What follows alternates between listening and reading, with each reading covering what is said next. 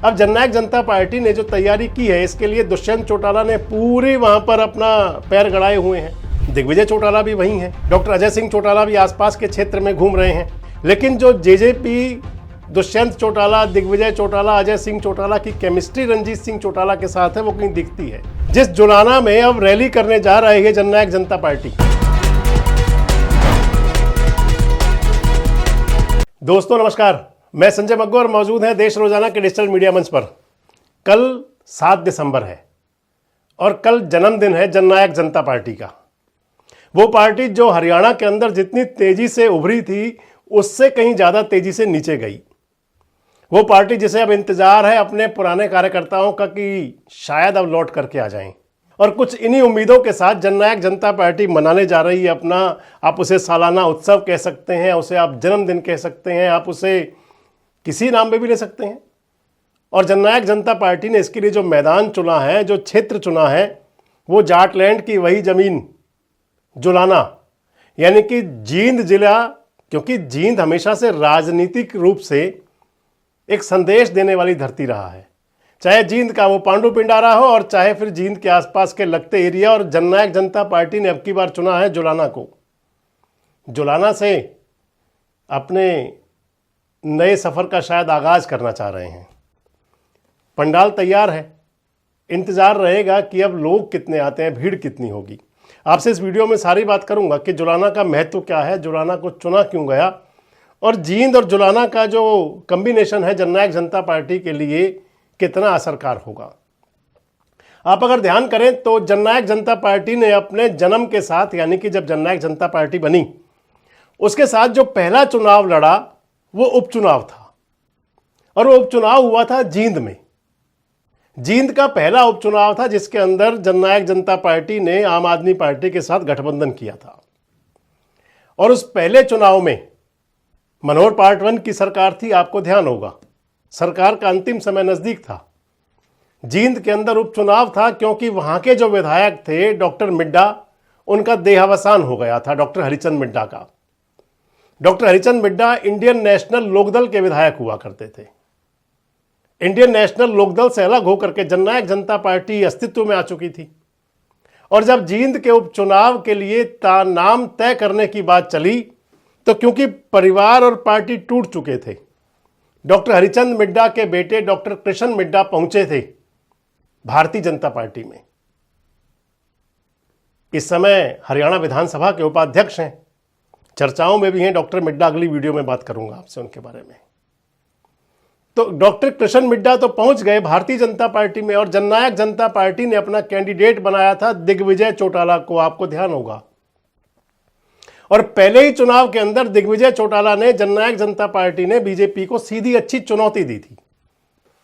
कांग्रेस के कैंडिडेट रणदीप सुरजेवाला थे उस चुनाव में, आपको ध्यान होगा। रणदीप सुरजेवाला बुरी तरह हारे थे।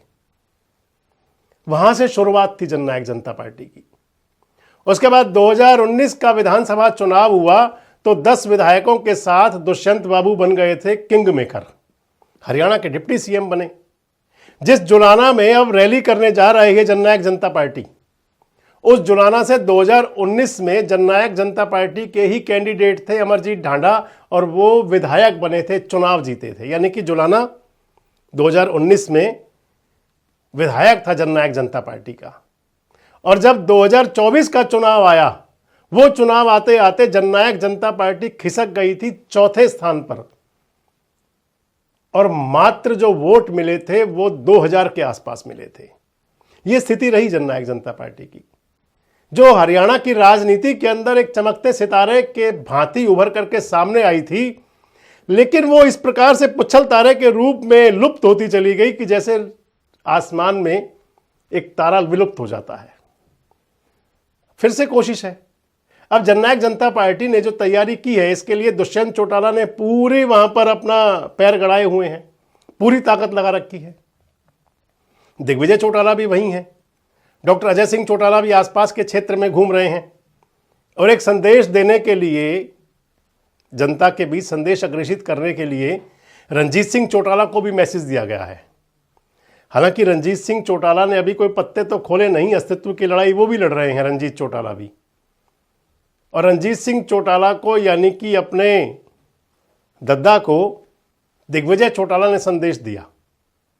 आपको ध्यान होगा दिग्विजय चौटाला, जननायक जनता पार्टी, रंजीत सिंह चौटाला, इनकी केमिस्ट्री कुछ काफ़ी समय से जम तो रही है, लेकिन पिछले दिनों रंजीत सिंह ने कहा था कि मैं जननायक जनता पार्टी की रैली में जाऊंगा या नहीं ये समय बताएगा। तब तो ये भी कहा था कि निमंत्रण नहीं मिला, निमंत्रण आएगा तो सोचेंगे। अब निमंत्रण भी चला गया। बताया जा रहा है 2 दिन पहले दिग्विजय चौटाला न्योत करके आए हैं उनको कि आप आइए दद्दाजी रैली के अंदर, और जो चौटाला साहब जो आशीर्वाद दिया करते थे, जिनसे वो महरूम हो गए, वो आशीर्वाद आप दे दीजिए। रंजीत सिंह चौटाला जाएंगे या नहीं, क्योंकि उनकी सियासत अपनी अलग है।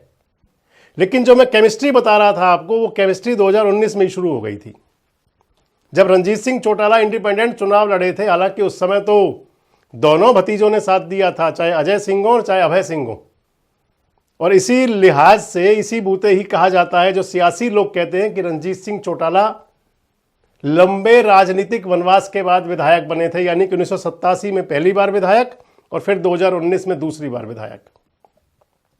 जो ये चुनाव गया अभी हाल ही का 2024 का, इस चुनाव में भी कहा जाता है रानिया के अंदर जननायक जनता पार्टी का पूरा समर्थन था रंजीत सिंह चौटाला को।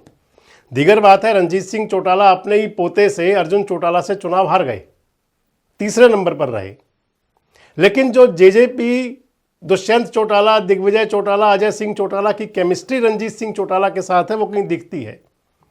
कुछ लोग ये भी कह रहे हैं कि रंजीत सिंह चौटाला को बुलाने का एक मकसद है कि रैली के अंदर कुछ भीड़ भाड़ ठीक ठाक हो जाए, क्योंकि रैलियां जो हैं, सियासी जलसे होते हैं, सियासी जनसभाएं हैं, राजनीतिक रैलियां हैं, इनके अंदर भीड़ बड़ा पैमाना होती है कि जनता कितनी आई, और भीड़ के हिसाब से ही नापा जाता है कि भविष्य क्या है। अभय सिंह चौटाला तो दिखा चुके पहले ही अपना दमखम सारा। सितंबर में रैली की थी अभय सिंह चौटाला ने, और उसके बाद में बड़ी संख्या में नेताओं का भी जाना आना आजकल जो लगा हुआ है इनेलो के अंदर, खूब नेता जा रहे हैं। प्रोफेसर संपत सिंह चले गए, वासुदेव शर्मा चले गए। अब जो परीक्षा है वो जननायक जनता पार्टी की है। क्या करेगी जननायक जनता पार्टी? जो मैदान तैयार है 10 एकड़ का, जो भीड़ का इंतजार कर रहा है, कितनी कामयाब होगी ये जननायक जनता पार्टी की रैली? और क्या रंजीत सिंह चौटाला इस सभा में जाएंगे और या फिर अपनी राह अलग चुनने की तैयारी करेंगे? कमेंट्स बॉक्स में जरूर बताएं। जुड़े रहें हमारे साथ, देखते रहें देश रोजाना।